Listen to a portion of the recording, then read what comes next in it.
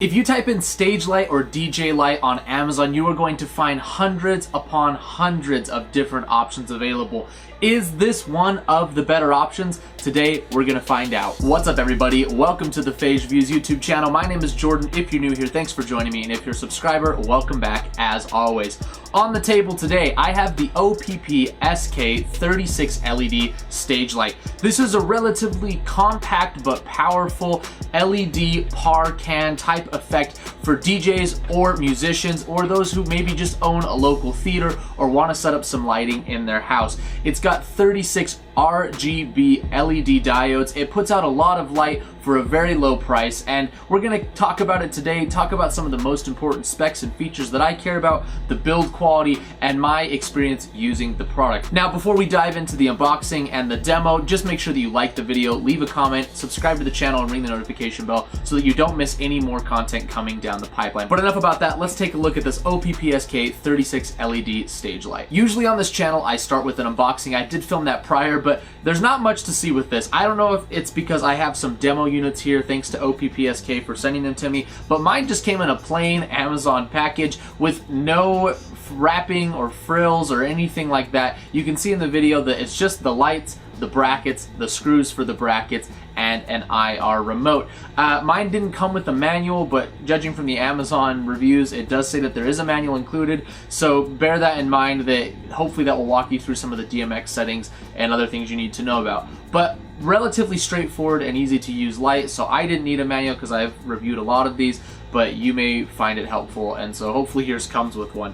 Now, let's talk about the build quality of these guys. Like I mentioned in the package, you do get the light itself as well as the bracket. The bracket is not attached, but you just need to hook it on with the included screws. The quality of the light is pretty good. Now, this is just your generic plastic fixture. Don't expect this to stand up to being thrown around and beat up for years and years. If this is going in like a fixed installation, or you have a case that you can keep these in when you are taking them on the road, that's going to be a big help. Now, coming around to the back of the light, one of the things, and really the only big downside with this light for me, is the fact that the power cord is permanently attached. You see this a lot with the more affordable lights. It's not a deal breaker at this price point. These are basically disposable, but it is a bummer that if the cord breaks, you've either got to do some soldering or some, wire repair, or you'll just have to buy a new one. Now, with that being said, I have other lights with permanently attached cords that I've used for years and I haven't had issues, but if they could do like an IEC or even like a 12 volt wall wart kind of plug-in, that would be awesome. Now, the rest of the light is built really solid. I like the profile of this guy. The round, probably like 3 or 4 inches deep fixture is a good size. You could pack a lot of these in some sort of tote. The bracket is very cheap, thin metal, but it does do the job, keeping it either upright as a stand if you're using this as an uplight, or hooked to a tripod if you're using it in a hanging configuration. On the back of the light, you'll see that we've got the power cord we already talked about, our DMX in and out, so you can program this via DMX, and then we have our 4-digit display here at the top with your standard 4 buttons: menu, up, down, and enter. They also include in the package this small IR remote, and I think for a lot of people this is going to be the route you want to take. Of course, you can DMX these and include them in a larger light show, but this is really handy for doing uplighting and simple decor and architectural lighting tasks. So the remote is really well made. It's IR, so you do have to point it directly at the light, which means you can control multiple lights with the single remote without it interfering with each other, and you can set them to different things. Now, you've got a power on and off on the remote. You've also got a DMX on and off if you want to switch that functionality on with the remote.